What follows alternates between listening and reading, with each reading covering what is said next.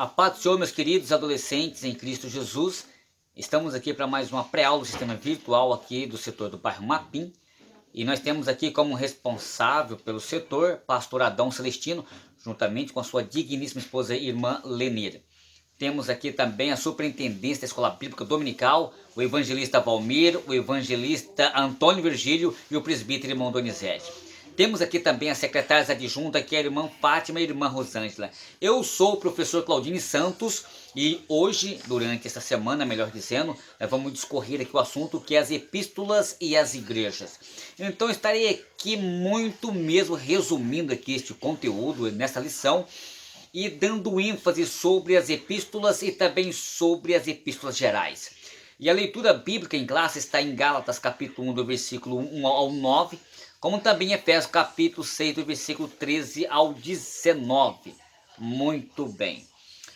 No tópico número 1 aqui, nós temos aqui todas as epístolas.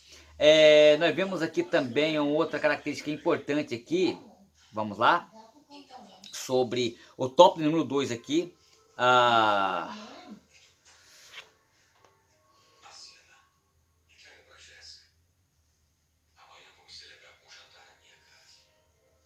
Nós temos aqui no tópico número 1 aqui todas as epístolas. Nós temos aqui o tópico número 2 aqui, as primeiras epístolas.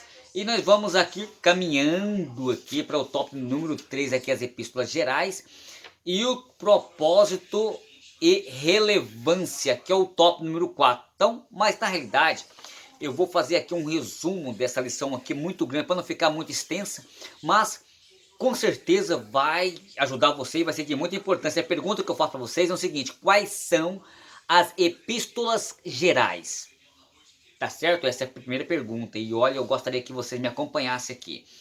Na realidade, as epístolas gerais na Bíblia são 8 cartas do Novo Testamento que não foram escritas pelo apóstolo Paulo. São elas: Hebreus, Tiago, 1ª e 2ª Pedro, 1ª, 2ª e 3ª João e Judas. Então, estas epístolas também são conhecidas como epístolas universais. Simplesmente isto, beleza?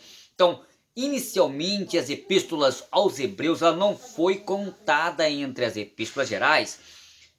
O principal motivo é que acreditava-se então que esta carta era uma das epístolas paulinas. Inclusive, a primeira é que Eusébio ele usou a designação, então, epístolas gerais. Então, ele se referia então a esta carta como sendo as 7 epístolas universais.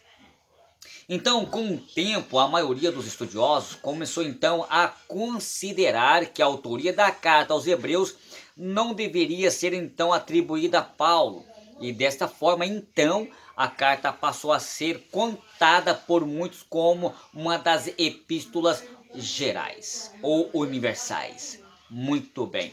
E aí, uma outra pergunta que eu faço para vocês é o seguinte: por que epístolas gerais? Então nós vamos observar então que as epístolas gerais elas recebem essa designação porque basicamente elas foram escritas para um público mais universais, ou seja, isso significa então que a comparação da carta de Paulo e as epístolas gerais são mais abrangentes e a maioria delas não possui destinatário específico, falando das epístolas, estou me referindo às epístolas gerais. Mas isso não quer dizer que as epístolas gerais não possuem destinatário, muito pelo contrário.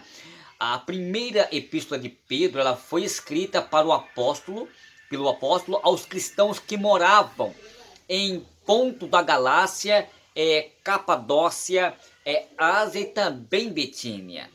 E estas eram província da Ásia Menor. Também é provável, adolescentes, que a segunda carta, a de Pedro, também tem sido interessada a esses mesmos cristãos. Ou seja, a menos que Pedro tenha sido escrito uma outra carta que acabou sendo talvez perdida ao tempo, como a gente observa aqui em 2 Pedro no capítulo 3 do versículo de número 1. Não vamos aqui entrar muito em detalhe aqui, tá bom? Continuando aqui então, de uma forma semelhante, então a carta aos Hebreus, ela igualmente foi escrita a um grupo de cristãos, aparentemente, segundo era formados por cristãos, esse grupo era formado por cristãos judeus das diáspora, que provavelmente então viveu na região da Itália e também, ou talvez em Roma, como está em Hebreus, no capítulo 13, do verso 24. Então as cartas de João também tiveram então os seus respectivos destinatários. A identidade dos destinatários de primeira João é desconhecida, embora parece ter sido um grupo de cristãos que mantinham então um relacionamento próximo com os apóstolos, como está em 1 João, no capítulo 2 e do versículo 1, beleza? E nós vamos observar também aqui como a relação da segunda epístola de João. O texto diz que a carta foi enviada à senhora eleita aos seus filhos, como está em 1 João capítulo 1, versículo 1. E esta designação pode ter tanto uma referência literal a uma senhora cristã, aos seus familiares, como também pode ser uma referência afigurada a uma igreja local, já que então a terceira epístola foi escrita a um cristão chamado Gaio, tá bom? Quanto às demais epístolas gerais, tudo indica que o seu destinatário de fato pertencia a um grupo mais amplo, como Tiago escreveu aos 12 tribos que se encontrava na dispersão, como está em Tiago no capítulo 1 do versículo 1. E esta declaração ela pode se referir de uma forma específica aos cristãos judeus que estavam dispersos pelas nações ou de forma figurada aos crentes judeus. Então, e também gentios que estão ali unidos num só corpo em Cristo Jesus, tanto judeus como gentios, tá beleza? E que se encontra com o Senhor Jesus, ele se transforma então no corpo da igreja, tanto os judeus convertidos como os gentios, tá bom? Muito bem. Por fim, nada se sabe sobre o destinatário da epístola de Judas, considerando que há alguns elementos presentes no texto. Muitos intérpretes consideram então que eles fossem judeus cristãos. Muito bem. E a outra pergunta que eu faço para você, adolescente, qual é a importância das epístolas gerais? Nós vamos entender que é bom lembrar que uma das epístolas gerais tiveram a sua canonicidade discutida ao longo da história da igreja. As mais debatidas desse sentido sempre foram segunda Pedro e Tiago, inclusive conhecida também a conhecida resistência de Lutério com relação também à epístola de Tiago, ilustra bem esta questão. Isso aqui já é um outro fator, tá bom? Mas as epístolas gerais são de uma suma importância para a igreja. Então o seu conteúdo foi inspirado pelo Espírito Santo e preservados por Deus de qualquer erro. Ou seja, a contradição ou a adulteração.